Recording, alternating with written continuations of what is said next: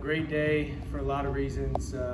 Celebrating just a tremendous Hall of Fame career of a mentor, a friend, a guy who's meant so much to Clemson baseball, has meant so much to so many players and coaches and just the game itself. So to, ingrain him forever, have his name and number on the wall, his number retired for Coach Leggett, what he's meant to all of us is just means a lot, and we're so fired up to be a part of it. So that was great. And then making that day even better is Austin Gordon's pitching today to really give us a chance against a very good team that beat us last night. But he was the answer and pitched 6 1/3, strong, no walks, really just attacking the strike zone. Did a great job, and couple that with some timely hitting and good defense. Just a good day to be a Tiger. All right, let's go with questions for.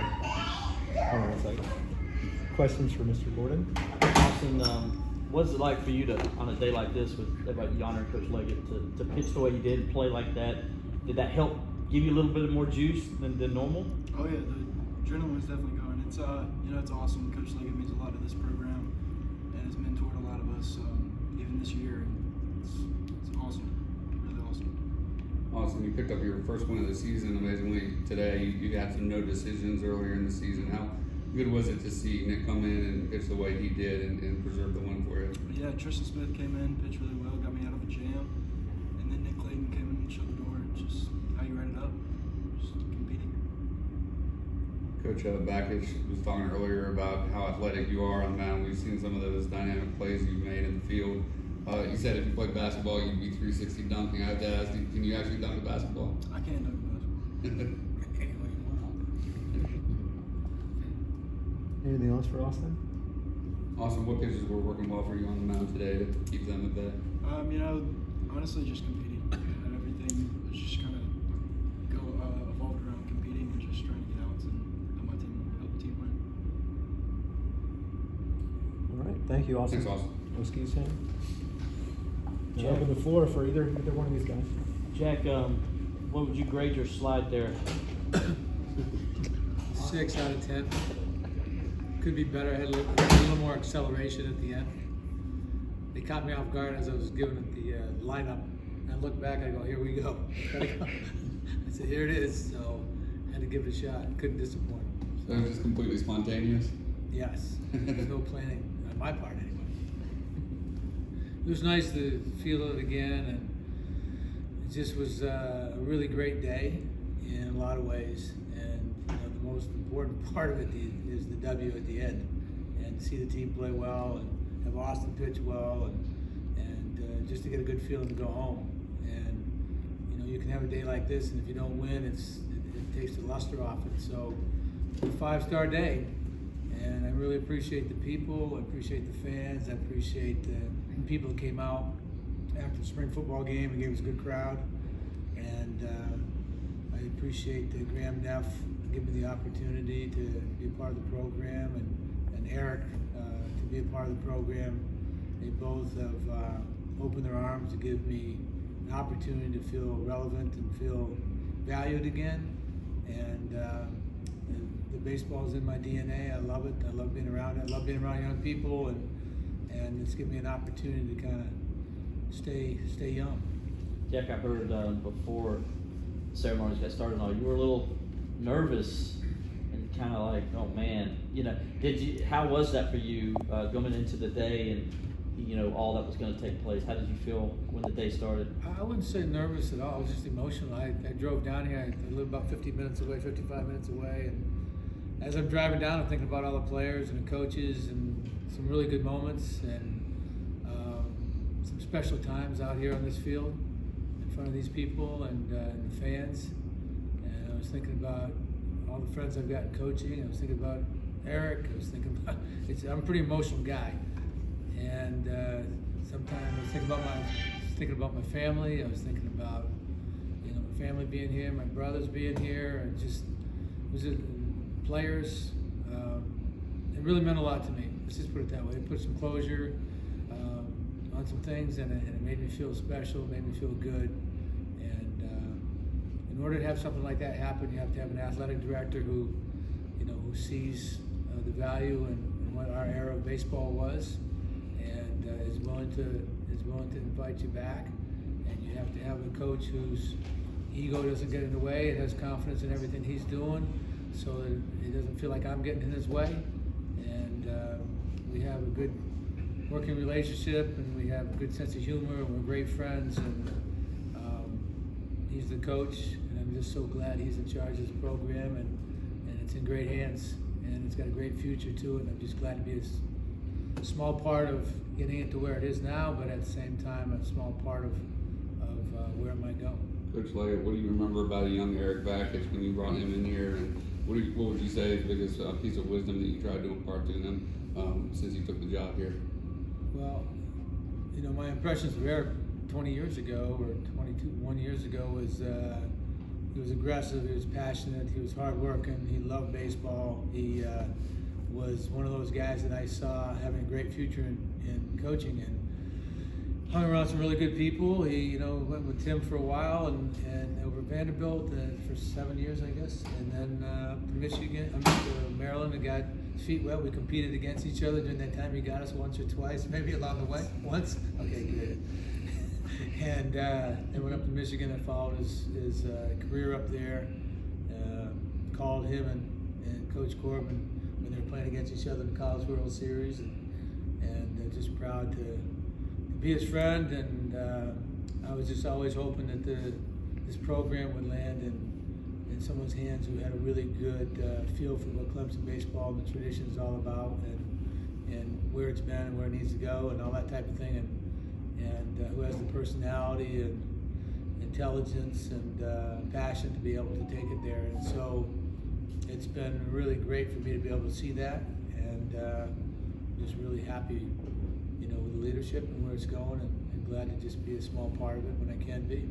Eric, how important was it for you guys to win the game today for Coach Leggett? Well, his career is storybook Hall of Fame career, so the win is, like Coach said, it just is the icing on the cake to what already would have been a great day. Years from now, we're going to still look out there and see Leggett and 7 on the wall and not remember what the outcome of the game was.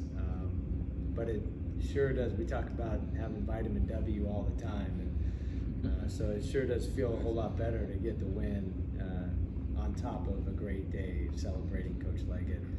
But I think for us as a program and where we are at this point in the season, we needed this win for a lot of other reasons to stay in the thick of this race and competing for a regional, and got a chance to win the series tomorrow. And every opportunity we get to win a series from here on out, we have to jump on it. And the only way to do that was to even it up today. So, looking at the hope of this season and still seeing that we've got a lot of goals still in front of us, we might not be where we wanted to be and where we thought we would be 36 games into it, but it's still there. So getting the win today was huge.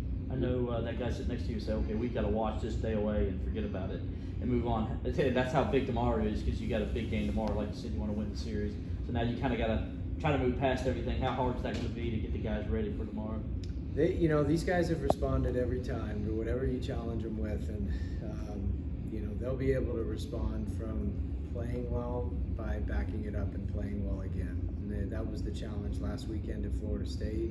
They responded to that well, and I think they'll do that same thing again. Got Caden Grice on the mound, and I think they'll be hungry. Now they have to go earn it, because that's a really good Notre Dame team that also knows how to win and won at a high level last year.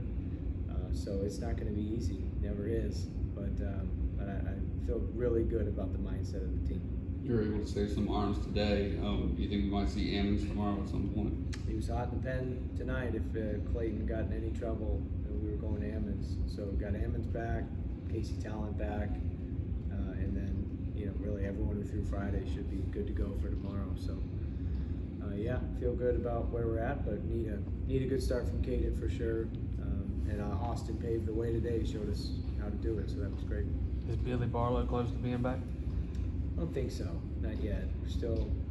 He threw a live inning on Wednesday against some hitters, and it went okay, but I think more precautionary, just making sure that we're not going to rush him because he's a big piece and he's got a good arm. And he was one of our better pitchers in the fall.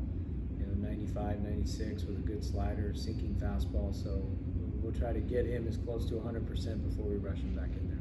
Coach Amick had a big game in Athens, had the home run today. How much of a pleasant surprise has he been this season? Well, he just, he's a guy that at the beginning of the year, he wasn't in the conversation as a starter, and he's really just taken advantage of his opportunities, and now he's solidified himself as an everyday guy. He's our DH, and he's our first baseman when Caden pitches, and his bat is just one of those bats that feels like we can't take him out because he has a knack for getting some big hits. He can impact the baseball really, really well. He can hit the long ball, and he's been clutch. He's been good. So it's good seeing him in there, and he's just got a good way about him. He doesn't say too much, but he's just got a good way about him. His teammates, he's a good teammate, and his teammates love him. Jack, what did it feel like when they unveiled the number 7 there?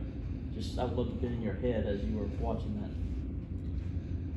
It was really nice, and I'm coming by the field for the last 7 years and looked at the field and always felt really a lot of it was for my players in our era that we had the 22 years of baseball. I wanted them to be able to be on the wall, and to me, with my name on the wall, but it's really them. It's really what they've accomplished, because if we didn't have good times, good years, good opportunities to play in Omaha and all those types of things, there wouldn't be any reason to put a number up there. And so I look at it as kind of something that shows what they've accomplished as well.